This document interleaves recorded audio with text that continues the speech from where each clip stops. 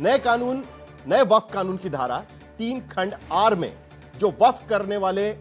जो 5 साल पुराना प्रैक्टिसिंग मुस्लिम होने की शर्त रखी गई थी, यानी 5 साल तक अगर आप मुस्लिम धर्म की प्रैक्टिस करते हैं तभी आप वक्फ कर सकते हैं प्रॉपर्टी, ये जो नए कानून में रखा गया था, उस पर अदालत ने कहा है कि जब तक प्रैक्टिसिंग मुस्लिम की पहचान के नियम नहीं बनते तब तक इस धारा पर रोक लगी रहेगी। इसके बाद नए कानून की धारा 3C उपधारा 2,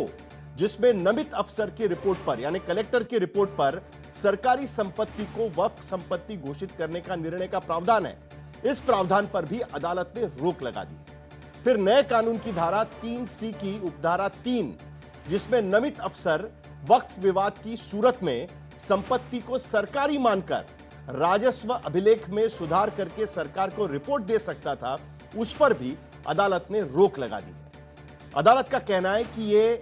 सरकारी अधिकारी ये तय नहीं कर सकता। इसी तरह नए कानून की धारा 3C उपधारा 4, जिसमें नामित अफसर की रिपोर्ट पर राज्य सरकार वक्फ बोर्ड को अपने अभिलेख में जरूरी सुधार का निर्देश दे सकती थी, यह प्रावधान भी स्थगित किया गया। इसके बाद जो बड़ी आपत्ति थी, जिसमें नए कानून की धारा 9 में केंद्रीय वक्फ परिषद के सदस्यों का जिक्र किया गया था। अदालत ने कहा है कि सेंट्रल वक्फ काउंसिल के 22 सदस्यों में से 4 से अधिक गैर मुस्लिम नहीं होंगे, यानी मुस्लिम समुदाय के सदस्यों का बहुमत पूरी तरीके से स्थापित किया गया है। और इसी तरह नए कानून की धारा 14 में जो राज्य वक्फ बोर्ड के सदस्यों की नियुक्ति का प्रावधान किया गया था, उसमें अदालत ने कहा है कि 11 में से 3 से अधिक गैर मुस्लिम सदस्य नहीं होंगे, यानी राज्य का भी जो बोर्ड होगा उसमें भी मुस्लिम सदस्यों का बहुमत होगा। नए वक्फ कानून की धारा 23 में जो राज्य वक्फ बोर्ड का सीईओ यानी पदेन सचिव का जो पद है, उस पर भी अदालत ने साफ कर दिया है कि यह सीईओ यथासंभव मुस्लिम समुदाय से ही होना चाहिए। एक बड़ी बात है, सुप्रीम कोर्ट ने अपने फैसले में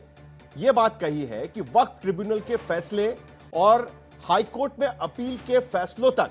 वक्फ को किसी संपत्ति से बेदखल नहीं किया जा सकता, यानी उस संपत्ति से जो आमदनी होगी वो वक्फ बोर्ड के पास ही दी जाएगी, नहीं राजस्व और वक्फ बोर्ड के लैंड रिकॉर्ड में कोई तब्दीली की जा सकेगी। यानी जब तक फैसला नहीं होता तब तक उसका रजिस्ट्रेशन नहीं बदला जा सकता। फैसला होने तक तीसरे पक्ष को भी दावेदार नहीं माना जाएगा।